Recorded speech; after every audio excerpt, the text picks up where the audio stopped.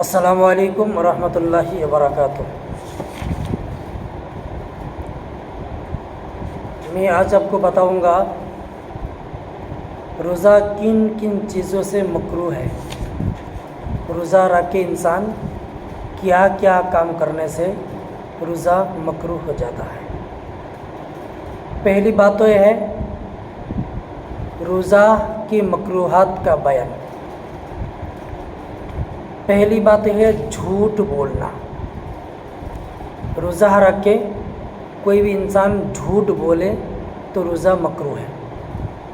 روزہ رکھ کے غیبت کرنا، روزہ رکھ کے کسی کے ساتھ غیبت کرنا، کسی کی بات کسی کے ساتھ کہنا، یہ غیبت کرنا، اس سے بھی روزہ مکروہ ہے۔ روزہ رکھ کے چغلی کرنا، روزہ رکھ کے آپ کسی کی چغلی کر رہے ہو، اس کے بعد چغلی کرنے کی وجہ سے بھی روزہ مکروہ ہو جاتی ہے۔ گالیاں دینا، روزہ رکھ کے لوگوں کو گالیاں دینا، یہ گالیاں بھی ہی دینے سے بھی روزہ مکروہ ہو جاتی ہے۔ اور بیہودہ باتیں کہنا، روزہ رکھ کے بیہودہ باتیں کرنا، یہ بھی روزہ کو کمزور کر دیتا ہے، روزہ مکروہ ہے۔ کسی کو تکلیف دینا اور کسی کو پریشان کرنا، تکلیف دینا، یہ بھی روزہ مکروہ ہونے کی ایک صورت ہے۔ یہ چیزیں ویسا ہی بھی تو حرام ہے، ناجائز و حرام ہے۔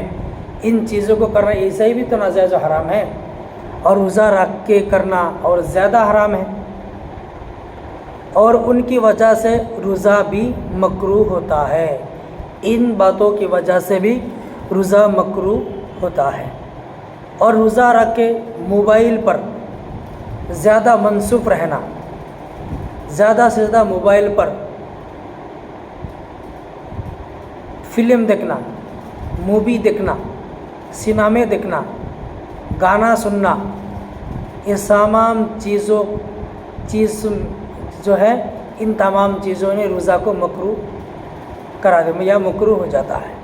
ان تمام کام کرنے کی وجہ سے روزہ مکروہ ہو جاتا ہے۔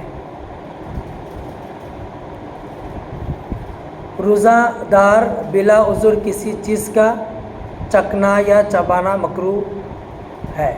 روزہ دار بلا کسی عذر میں کوئی بھی چیز چکھنا یا چبانا، جیسے کہ آپ نے شربت بنایا، شکنجی، آپ نے چاک کے دیکھا کہ میٹھا ہے یا نہیں، یہ بھی روزہ مکروہ ہونے کا ایک صورت ہے۔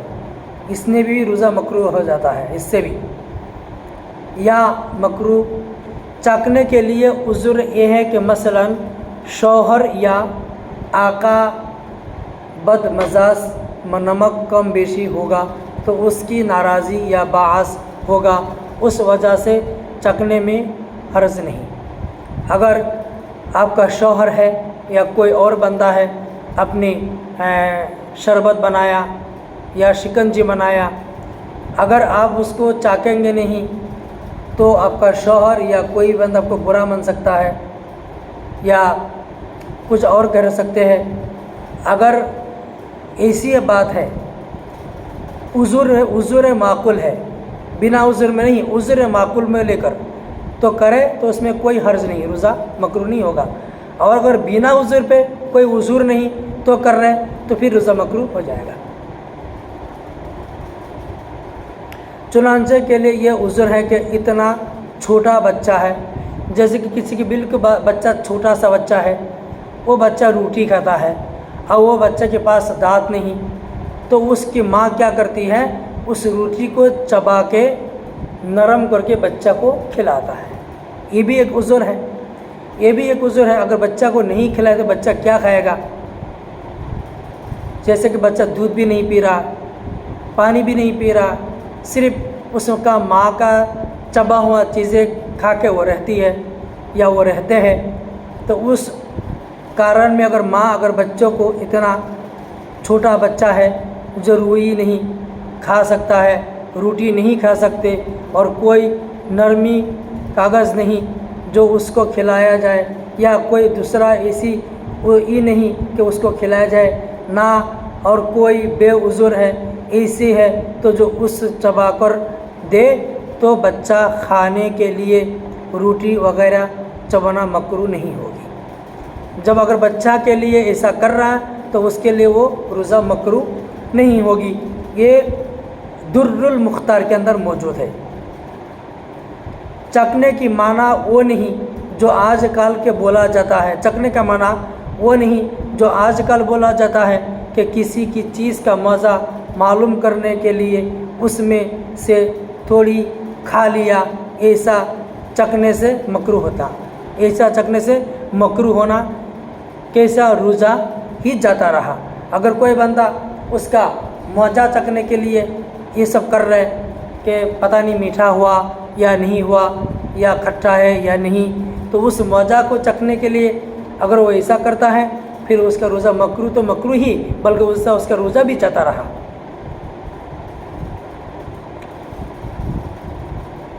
بلکہ اس کا کفارہ بھی شرط پائے جائے، بلکہ ایسا کام کرنے والا اس کا کفارہ بھی لازم ہے، اس کا کفارہ بھی اس کو دینا پڑے۔ شرائط، کفارہ کی شرائط پائی جائے تو کفارہ بھی لازم ہوگا۔ اگر ایسی حالت میں یہ کرے، مزہ چکھنے کے لیے کرے، تو پھر اس کا روزہ بھی جاتا رہا اور اس جانے کی وجہ سے اس روزہ کا کفارہ بھی اس پر لازم ہوگا۔ بلکہ چکھنے سے مراد یہ ہے کہ زبان پر رکھ کر مزہ زبان پہچان لے اور اس سے تھوک دے، اس میں سے حلق میں کچھ نہ جائے پائے تو روزہ جاتا رہے گا۔ اس کے اگر یہ بھی کرے مزہ چکھنے کے لیے اور اس کا پہچان کے لیے اور اس کی تھوک بھی دے، اس میں بھی حلق سے بھی کچھ نہ جانے دے، اس کے باوجود بھی اس کا روزہ جاتا رہے گا۔ کوئی چیز خریدی اور اس کا چکھنا ضروری ہے، نہ چکھے گا تو نقصان ہوگا تو چکھنے میں حرج نہیں۔ ایسی کوئی چیز خریدی جو کھانے کی چیز ہو تو وہ چکھے گا، چکھنے سے اس کو اس چیز کا مزہ ملے گا اور چکھنے سے اس کا نقصان نہیں ہوگا، اور ناک نکسے سے نقصان بھی ہو سکتا ہے، تو اس حالت میں اس کا روزے کا مکروہ نہیں ہوگا، بلکہ کوئی حرج نہیں۔ یہ بھی در المختار کے اندر موجود ہے۔ عورت کا بوسہ لینا اور گلے لگانا اور بدن چھونا مکروہ ہے۔ عورت کو بوسہ لینا، اس کے ساتھ گلے لگانا اور اس کو چھونا، یہ بھی روزہ مکروہ ہو جاتا ہے، جب کہ یہ ڈر ہو کہ نزول ہو جائے گا یا جماع میں مبتلا ہو جائے گا، اور ہونٹ اور زبان چوسنا تو روزہ میں مطلقاً پائے نزول و جماع کا ڈر ہو یا نہ ہو مکروہ ہے۔ اگر روزہ رکھنے کے بعد اپنے عورت سے بوسہ لیا اور گلے بھی لگا لیا اور بدن کو چھوا، مکروہ تو ہے ہی، جب کہ یہ ڈر ہونا تاکہ اگر میں ایسا کروں تو نزول ہو جائے گا، یا جماع کا ڈر ہونا، تو یہ سب چیزیں روزہ مکروہ کر دیتا ہے۔ یوں ہی مباشرت فاحشہ بھی مکروہ ہے، اس لیے مباشرت کی بھی خواہش ہو سکتی ہے، اس لیے نہ کرے۔ اگر کر لیا تو پھر روزہ مکروہ ہے۔ یہ رد المختار کے اندر موجود ہے۔ اس طرح بہت چیزیں ہیں جو روزہ مکروہ کر دیا جائے۔ گلاب یا مشک وغیرہ سونگھنا، داڑھی مونچھ میں تیل لگانا اور سرما لگانا مکروہ نہیں۔ گلاب کا پانی، مشک وغیرہ سونگھنا اور داڑھی میں مونچھ میں تیل لگانا اور سرما لگانا یہ مکروہ نہیں، مگر جب زینت کے لیے سرما لگایا یا اس کے لیے تیل لگایا یا داڑھی بڑھ جائے، حالانکہ ایک مشت سے ایک مٹھی داڑھی ہے، تو یہ دونوں باتیں بغیر روزہ کے بھی مکروہ ہے۔ ہاں، اگر یہ بات کہ آپ نے ایسی दाढ़ी में तेल लगाया, सुरमा लगाया, इतर लगाया, गुलाब लगाया और मुश्क लगाया और या गुलाब का पानी, मुश्क, उसका ग्रान या उसका सुगंध, उसका खुशबू आपने लिया, तो ये सब रोज़ा मकरूह नहीं करती। हाँ, और अगर आप अपनी ज़ीनत के लिए कर रहे हैं, आपके ज़ीनत को कोई देखे, देखने के बाद आपको पसंद करे, आपकी ज़ीनत की तरफ उसके मुतवज्जो हो, ज़ीनत की तरफ नाजायज़ हराम काम करने का शुबा दे, आपकी ज़ीनत की तरफ देखे, उसका नज़र ख़राब हो, तो उस हालत में अपनी ज़ीनत की खूबसूरती के लिए अगर वो दाढ़ी पे तेल लगा रहे हैं या सुरमा लगा रहे, तो उस हालत में रोज़ा मकरूह हो जाएगा। इसलिए कि वो अपनी ज़ीनत के लिए करे, ज़ीनत को खूबसूरत के लिए, कि दूसरे बंदा उसकी ज़ीनत की तरफ मुतवज्जो हो और उसको देखे, नाजायज़ हराम काम करने की मुबाशरत या ख्वाहिश पैदा हो, उस हालत में करे, इस तो रोज़ा मकरूह है। और ये चीज़ें ऐसे भी मकरूह है, और ये चीज़ें ज़ीनत के लिए करना वो ऐसे भी मकरूह है। और रोज़ा में भी बदरजा ओला और बढ़कर रोज़े रख अगर ऐसा करना तो और ज़्यादा है। ये भी मसला दुर्रुल मुख्तर के अंदर मौजूद है। रोज़ादार के लिए कुल्ली करने और नाक में पानी चढ़ाने में मुबालगा करना मकरूह है। रोज़ा रख कर कुल्ली, जैसे घड़घड़ा कुल्ली करना, हल्क तक पानी पहुँचाना, नाक में पानी पहुँचाना, नरम हड्डी तक पानी पहुँचाना, ये भी मकरूह है। इसलिए कि इसको ये रोज़ा ख़राब भी कर सकता है। और रोज़ा तोड़ने का शर्त में ये भी शर्त मौजूद है कि अगर कोई बंदा कुल्ली करे, पानी हल्के के अंदर चला गया या नाक में पानी दिए, नाक में पानी नरम हड्डी तक पहुंचकर दिमाग में आ गए, तो फिर इसका रोज़ा टूट जाएगा। इसलिए ये करना मकरूह है।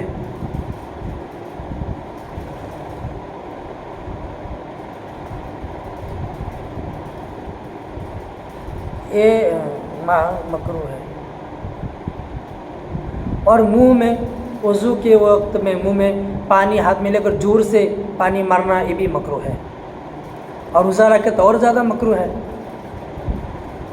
वज़ू व गुसूल के अलावा नींद पहचान के अर्ज़ से कुल्ली करना या नाक में पानी चढ़ाना या ठंडी के लिए नहाना, बल्कि बदन पर भिगाए कपड़ा लिपटना मकरूह नहीं। वज़ू गुस्ल करना, वज़ू गुस्ल के अलावा, वज़ू और गुस्ल के अलावा वो नींद पहुंचाने की गर्ज है से कुल्ली करना, ताकि उनसे नींद आ जाए, कुल्ली करना या नाक में पानी चढ़ाना या नींद के लिए नहाना, बल्कि बदन पर बेकार कपड़ा लिपटना, ये मकरूह नहीं है। हाँ, अगर परेशानी ज़ाहिर करने के लिए भीगा और कपड़ा लिपटा तो मकरूह है। अगर तो कोई परेशानी है तो उसके लिए करेंगे तो फिर मकरूह हो जाएगी। इसलिए कि इबादत में दिल तंग होना अच्छी बातें नहीं, और नमाज के अंदर दिल तंग होना ये अच्छी बातें नहीं। ये भी मसला फतवा आलमगिरी और दुर्रुल मुख्तर के अंदर भी और बहार शरीयत में भी अंदर मौजूद है। मुंह में थूक इकट्ठा करके निकल जाना बगैर रुज़ा के भी अच्छा नहीं। मुंह के अंदर बातें करते करते थूक जमा लेना, इकट्ठा करके निकल जाना बगैर रुज़ा के भी ये बात अच्छा नहीं। अगर अपनी रोज़ा नहीं भी है उसके बावजूद भी थूक मुंह में जमा कर एक घंटा निकलना, ये बात अच्छा नहीं। और रोज़े में भी तो ये मकरूह है, और रोज़ा रख के ऐसा करे तो ये मकरूह है। हाँ, थूक अगर अपने मुंह के अंदर थूक अगर आ रहे हैं तो वो थूक आप थोड़ा आया थोड़ा पी लिया, थोड़ा आया थोड़ा पी लिया, थोड़ा आया थोड़ा पी लिया, तो उसमें कोई हर्ज नहीं।